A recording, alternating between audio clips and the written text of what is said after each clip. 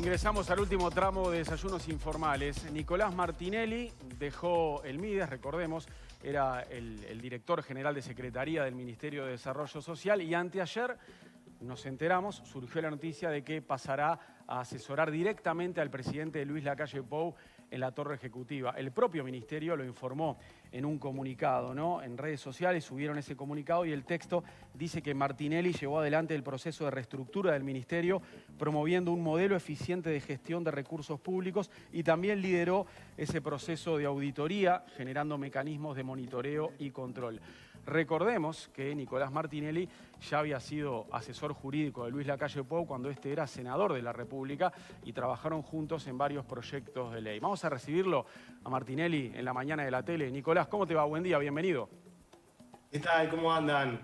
Bien. Buen día, un placer acompañarlos. Gracias por atendernos. Una vez que nos enteramos nosotros de la noticia anteayer, empezaron a circular varias versiones sobre tu alejamiento del Mides. Y una que trascendió con fuerza era que tenías un mal relacionamiento con el ministro Pablo Bartol. ¿Qué hay de cierto en eso? O sea, ¿tuviste diferencias con Bartol en el último tiempo? No, a ver, como todo equipo de trabajo, y le puede pasar a ustedes ahí también, siempre hay diferencias en los diferentes enfoques de cada tema. Ustedes tendrán sus diferencias en quién invitar y sobre las distintas temáticas que tratan. Obviamente que en todo grupo humano y grupo de trabajo siempre se ponen diferentes puntos de vista arriba de la mesa, pero creo que esas son las cosas que enriquecen. Incluso en muchas oportunidades la opinión mía o la opinión de Pablo o la opinión de Armando o la de incluso algún otro director nacional ayudó mucho a crear diferentes puntos de vista y soluciones alternativas a cada problema. O sea que esas diferencias no fueron el motivo de tu salida. No, absolutamente. Incluso para ambos fue una sorpresa. Ayer lo hablábamos con Pablo, tuvimos una charla después de una reunión de gabinete, y para él fue una sorpresa, creo que también lo dijo en un programa radial, y para mí también. A mí me sorprende gratamente y me honra el presidente con esta propuesta, pero no era algo que se venía hablando de antes, ni mucho menos. Por lo tanto, los rumores, bueno, son rumores, siempre está. Lamentablemente a veces vende más una noticia de ese tipo que la realidad. Pero bueno, como te decía, no hay absolutamente ningún problema con Pablo, ni lo hubo, salvo obviamente esas diferencias naturales, que las he tenido no solo con Pablo, también con Armando y con otros directores, como también han habido diferencias entre ellos, pero son propias del trabajo en equipo, y que además ayudan, como decía, a enriquecer el debate. ¿Cómo fueron las conversaciones con Luis Lacalle Pou cuando te pidió que lo acompañaras en presidencia? ¿Qué es lo que entendía que estaba necesitando y que vos se lo podías dar? Bueno, el presidente fue muy directo. Me llamó el miércoles de noche para ver si yo podía ir a almorzar con él el jueves al mediodía. Por supuesto que acepté la invitación del presidente y fue muy directo. Me dijo, mirá, necesito que te vengas a trabajar conmigo, directamente conmigo a presidencia. Estoy necesitando a alguien que me ayude con los informes jurídicos, estoy necesitando a alguien que me ayude a ponerle pienso a proyectos que me llegan, que me ayude a canalizar esos proyectos en los diferentes organismos, a darle seguimiento a esos proyectos en los diferentes organismos.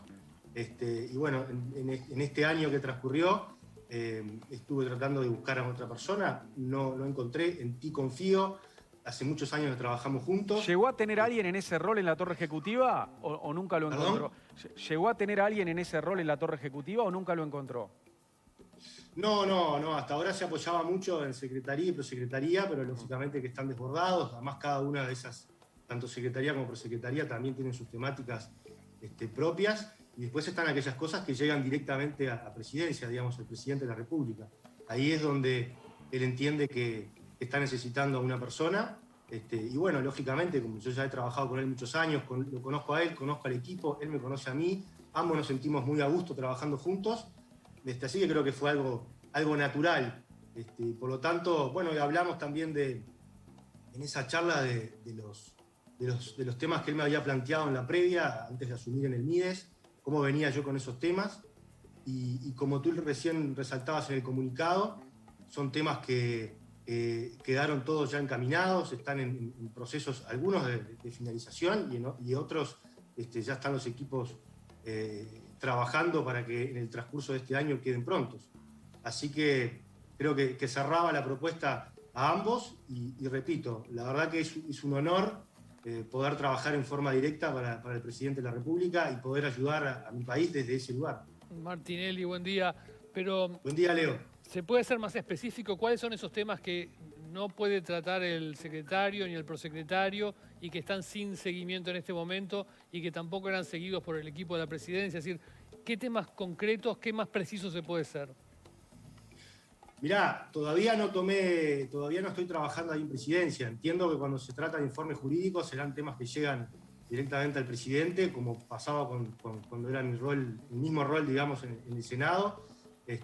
Sistematizar información, ayudarlo. Bueno, él ahora es el primer viaje que hace a Brasil, pero también en su momento, cuando él siendo senador, me tocaba armarle informes de los diferentes países a donde iba, las personas con las que se iba a reunir, bueno, todo ese tipo de información, poder contactar con Cancillería para poder sistematizar la información que te manden de ahí, proyectos que le llegan al presidente, algún proyecto interesante de alguna inversión, que después haya que canalizarlo a través de, no sé, por ejemplo, el Ministerio de Industria, pero además tenga una pata Ministerio de Vivienda.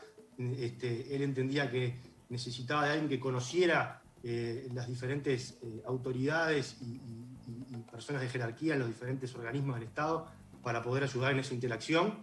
Lógicamente que mi rol previo como coordinador de los equipos técnicos ayuda mucho en ese sentido, porque gran parte de las personas que hoy están ocupando cargos de jerarquía en el gobierno participaron de esos equipos técnicos, incluso miembros y equipos técnicos de los partidos de la coalición, porque en algún momento también trabajamos en conjunto para poner un programa único. Así que creo que por ese lado viene la idea del presidente de poder ayudar en ese sentido. Nicolás, en estos 11 meses de trabajo en el MIDES, tuviste una alta exposición a la hora de presentar los resultados de las auditorías, ¿no?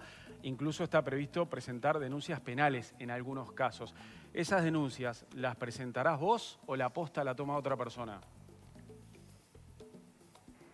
A ver, una previa. Yo me comprometí antes de asumir en la charla con el presidente básicamente a 3 temas. Uno era cumplir con la promesa de campaña de realizar auditorías en el Estado. Uno de esos casos era el MIDES. El año pasado realizamos varias auditorías, algunas por la propia auditoría interna del Ministerio, la auditoría que conformamos nosotros porque no existía, y otra por parte de la Auditoría Interna de la Nación, que es un organismo independiente que depende del Ministerio de Economía y Finanzas. Eso era una de las patas que concluye, digamos, con la presentación de una denuncia penal que va a ser en las próximas horas y que engloba los resultados de las auditorías realizadas el año pasado, más el resultado de algunas investigaciones administrativas en aquellos casos que entendíamos que había indicios de apariencia delictiva.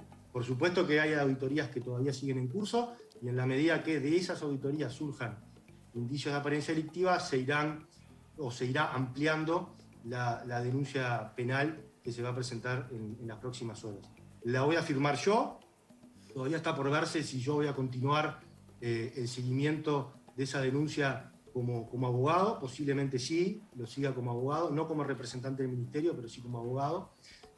Así que es probable que sí, que permanezca con ese tema. Y después otros 2 temas que surgieron, o que el presidente me había solicitado antes de asumir mi cargo, era el encare de la reestructura del Ministerio, un ministerio que llevaba 15 años de reestructuras fallidas, una tras de la otra, incluso la reestructura llevada adelante por el ministro Lesker fue una cosa, y después la llevada adelante por la ministra Arismendi fue totalmente lo opuesto, o sea que los funcionarios seguían sin una carrera administrativa, el ministerio seguía sin un claro rumbo de qué quería o qué tipo de ministerio tenía que ser. Y esa etapa de reestructura, un puntapié importante, se culminó con la ley de presupuesto, donde dejamos establecido cuáles iban a ser las direcciones nacionales, cuáles iban a ser las unidades ejecutoras. Después continuó con un proceso interno, junto con Servicio Civil, en el cual se hizo un relevamiento absoluto de todas las áreas, divisiones y departamentos del Ministerio, y cuáles eran las tareas, las dotaciones y demás que implican un proceso de reestructura. Eso se culminó en el mes de diciembre, y ahora entramos en diría casi una última etapa, que es el trabajo de descripción de esas tareas y esos servicios que después debe ser validado por ley y posteriormente poder, a través de un decreto, disponer cuáles van a ser en definitiva los departamentos y las divisiones con las que se va a quedar el ministerio. O sea que es un proceso que ya está entrando en su etapa final, si bien es la etapa quizás más larga, pero es su etapa final, y es otra de las cosas que acordé también con Pablo Bartol, para continuar trabajando en ese sentido desde Presidencia, pero poder ayudar y seguir apuntalando ese proyecto. Y el tercer pedido fue el de modernización del ministerio. Cuando nosotros asumimos nos encontramos con un ministerio quedado en el tiempo, un ministerio de planilla de Excel y papel físico. Hacía muy engorroso el trabajo de todos, incluso para contestar los pedidos de informe de los legisladores. La información no estaba disponible de un minuto a otro y mucho menos de un día para otro, era muy difícil. Se tardaban semanas en recopilar información, y eso para la toma de decisiones es clave. Si uno no puede tener información en el momento, se hace muy difícil. Y por lo tanto también teníamos que encarar esa propuesta de modernización. Trabajamos mucho durante el año pasado, puedo nombrar innumerables cantidades de ejemplos, quizás en otra oportunidad, o si hay tiempo podemos abordar alguno de ellos, pero básicamente ese proceso también va a culminar este año con una ayuda económica por parte del MEF y una asistencia técnica por parte de AGESIC, en la cual se han conformado 7 equipos de trabajo integrados por MEF, por AGESIC y por el MIDES, con una etapabilidad ya establecida, y que en el transcurso de este año se va a trabajar en la modernización del sistema de software de gestión humana para tratar de unificarlo. Cuando nosotros entramos no había legajos, por ejemplo, o había legajos incompletos o legajos inexistentes. Había sistemas de software de gestión humana que trabajaban en paralelo, que además tenían informaciones diferentes. Bueno, todo ese trabajo de unificación. Lo que ustedes vieron el año pasado en cuanto a los bienes del ministerio vencidos, los que encontramos en los depósitos, eso era producto de la falta de un sistema de software moderno de gestión.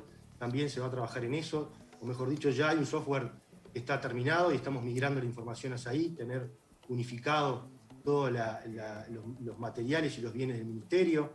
Estamos trabajando también en mejorar el sistema de rendición de cuentas del ministerio, que es donde aquellas ONGs y cooperativas de trabajo rinden cuentas. La semana pasada o la otra se publicó esa auditoría que daba cuenta de 12 hallazgos, de los cuales 8 eran de extrema gravedad y 4 eran de gravedad alta, o sea que el ministerio estaba muy expuesto a la posibilidad de fraude o desvío de fondos. Ahí también tenemos que fortalecer ese sistema de software. Y bueno, y así en otras distintas direcciones y distintas áreas del ministerio. Nicolás, y a propósito de esta descripción que fue muy pormenorizada de los tres frentes con los que llegaste al ministerio, y en particular sobre el primero, el de las auditorías, ¿cuál es tu balance en relación a las expectativas que tenías y lo que terminaste encontrando? Porque desde el Frente Amplio obviamente se te criticó mucho, además por ese rol que adquiriste, donde de hecho debes ser el director de secretaría que tuvo más exposición.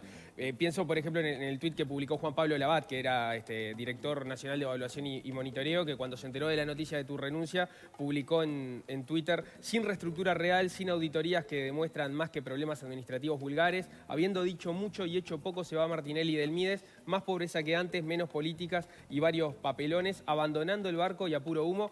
¿Vos cómo respondés a ese tipo de cuestionamientos? Las críticas son siempre bien recibidas, las positivas y las negativas. Se critica siempre al que hace, así que la verdad que es un honor que me tengan en cuenta para dedicarme unos minutos para armar un tuit. De auditorías, las auditorías todavía no se hicieron públicas, salvo la de la Auditoría Interna de la Nación. Recién ahora, cuando presentemos la denuncia penal, se va a poder apreciar el tenor de las mismas. Y después, con respecto al proceso de reestructura, creo que ha quedado bien claro en el relato anterior el importante avance que hemos tenido. Hemos avanzado mucho más de lo que en 15 años ha avanzado las anteriores administraciones del Frente Amplio. Hemos avanzado en este proceso de modernización, como yo te decía, y la verdad que haber entrado a un ministerio abandonado por la desidia, del papel físico, con mucha carga de gente con burnout, es decir, personas quemadas por el formato de trabajo, por distintos motivos. Te pongo un ejemplo. Teníamos, cuando entramos, aproximadamente 43.000 días de certificaciones médicas o de licencias, mejor dicho, pedidas por funcionarios del Ministerio en los últimos 2 años, lo que implicaba 82 millones de pesos de costos para el Ministerio. Logramos reducir eso en un 15% en solo un año de trabajo. Logramos firmar un convenio con Antel que nos permitió homogeneizar todo lo que era el sistema de telefonía fija, de telefonía móvil, de internet residencial, de internet en las diferentes oficinas territoriales del Ministerio, y eso nos permitió un ahorro de un 47%, que implica en dinero cerca de unos 25 millones de pesos al año. Logramos por primera vez hacer un llamado público para talleres mecánicos. El Ministerio gastaba entre 5 y 7 millones de pesos al año en talleres mecánicos. El año pasado, a través de este llamado y de concurso de precios, ese monto bajó a 2 millones, 2.100.000, o sea que reducimos prácticamente un 50%, un poco más, el monto en ese sentido.